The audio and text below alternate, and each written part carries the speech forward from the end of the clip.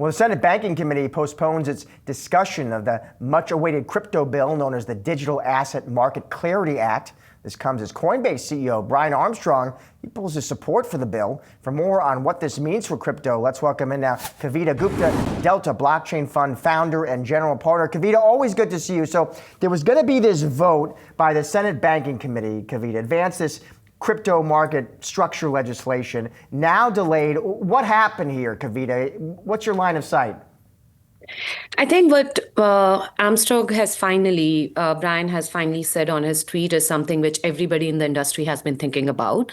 It's been 6 months since the Senate actually passed it to the committee, and it should have been done the way Senate has passed it, to have regulations around stablecoins. Now we have IPO of Circle already in place.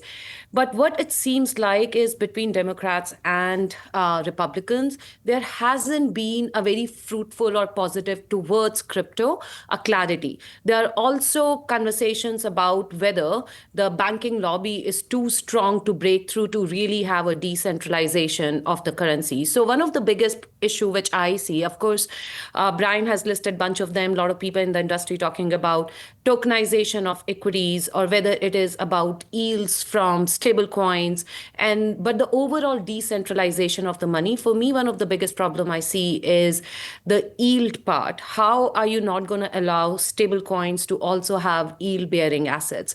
And I think if we stop there and move it more towards SEC, which is also something, the original bill was moving the whole industry more towards CFTC, and now we are seeing that the shift back towards SEC a little bit more heavy.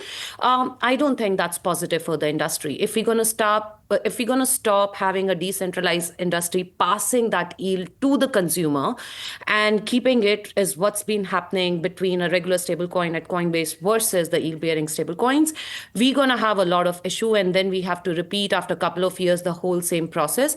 So I agree with how crypto industry is feeling today, that then this is more of a lip conversation than really moving the industry in a positive way.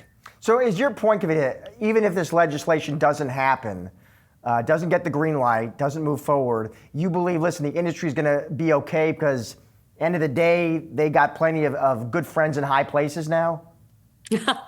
I think the most important thing is blockchain industry has been moving, and some of the IPOs have already, Coinbase IPO, Circle IPO has already make it a dent in a very big way. We saw how the prices moved. It is accepted by most of the institution. Goldman Sachs CEO had to come and say, oh, they are spending a lot of time with crypto market predictions and other stuff. So by de facto, the industry has been growing.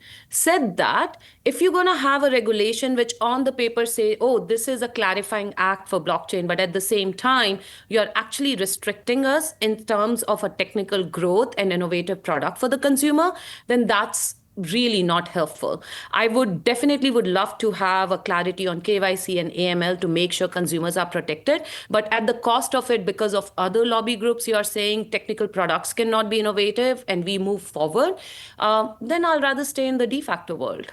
Let me ask you why I got you here. Kavita, Bitcoin, I'm just looking at, okay, we're back at 95. What is driving that, Kavita? And I'm curious where you see that headed near to intermediate term. What are some of the potential catalysts ahead? I think if we look at the market, Josh, like Bitcoin went up and down, but held itself very strong. So did ETH. ETH went down to 24, 26, went up, moving between 29 to 32. Same thing with Solana.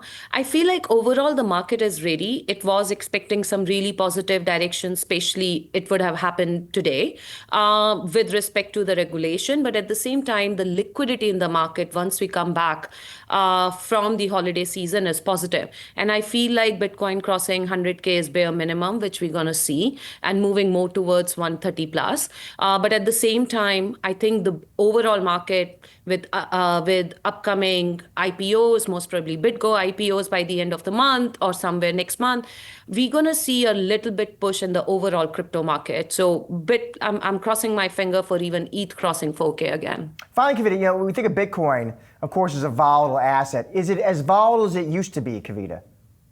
No. And that's why we say like Bitcoin is moving more towards a gold, like a digital asset, because the volatility is not that much. It is becoming much more safer. It is becoming a much more, it has already become a huge institutional adopted currency and an asset. And I think because of those reasons of long-term holding, it is not that volatile, which we are still seeing in bunch of really good tech altcoins, which I think it will take time. Similar thing which we saw with Ethereum. It did not move. The volatility wasn't there like 30% or 40%. It moved within its 10 to 12% zone. Kavita, always good to see you. Thank you.